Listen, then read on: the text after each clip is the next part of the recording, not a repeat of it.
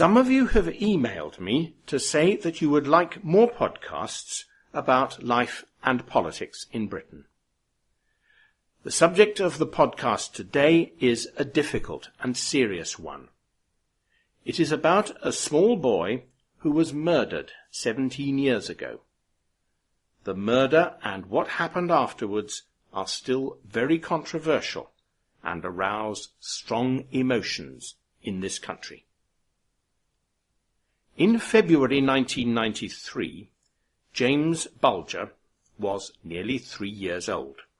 He lived in Bootle, which is a town north of Liverpool in the northwest of England. One day he went shopping with his mother, Denise. She went into a butcher's shop to buy some meat. James stayed outside. When Denise returned a few minutes later, James was gone. Some children found James's body on a ground beside a railway line a few days later. He had been beaten to death with bricks, stones, and an iron bar. Whoever had killed him then placed James's body on the railway line so that it would look as if he had been killed by a train.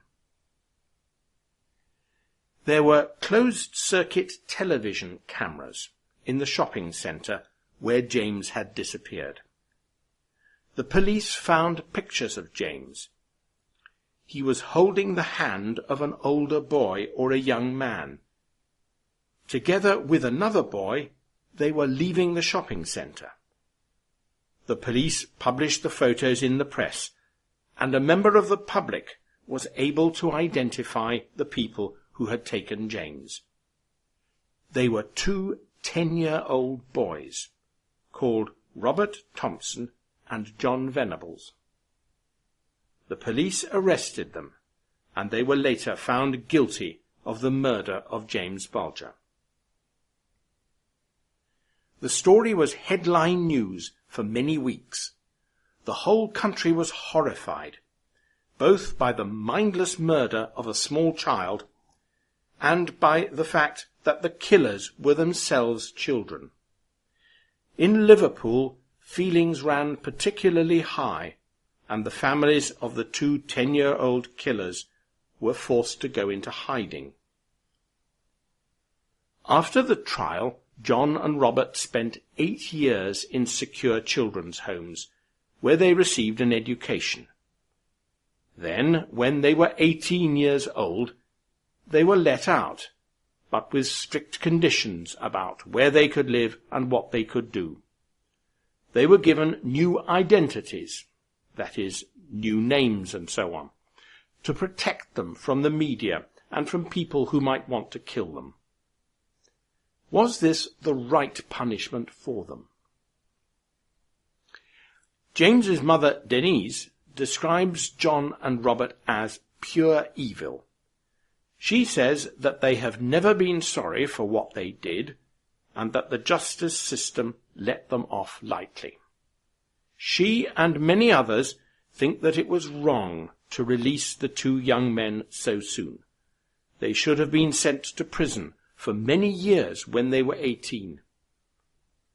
At one point, indeed, the government tried to have John and Robert kept in prison at least until they were aged 25. But the courts said that the government had no power to interfere. Now the case is back in the news. A few weeks ago, the police arrested Jon Venables, and he is now in prison. The government have refused to say why, but the press have reported that it is connected with pornographic images of children. Immediately, the old controversy started again. Many people say, "I told you so.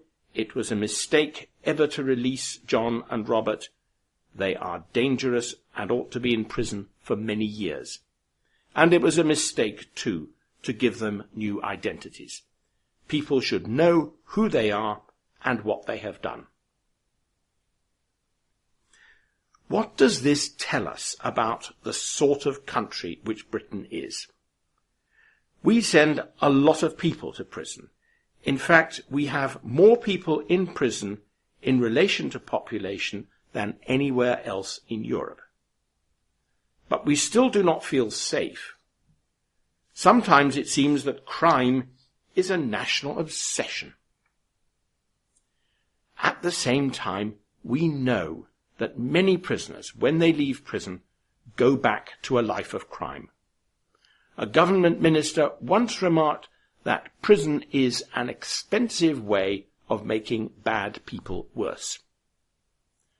A recent survey showed that most people agree that it is important to help people who have committed crimes to reorganize their lives, to stop using drugs, to get an education and a job, and so on. But cases like the murder of James Bulger create a very strong emotional reaction, and this makes rational discussion of how best to deal with crime and criminals much more difficult. There are some new phrasal verbs in this podcast. I have posted a separate grammar and vocabulary note about them. Goodbye.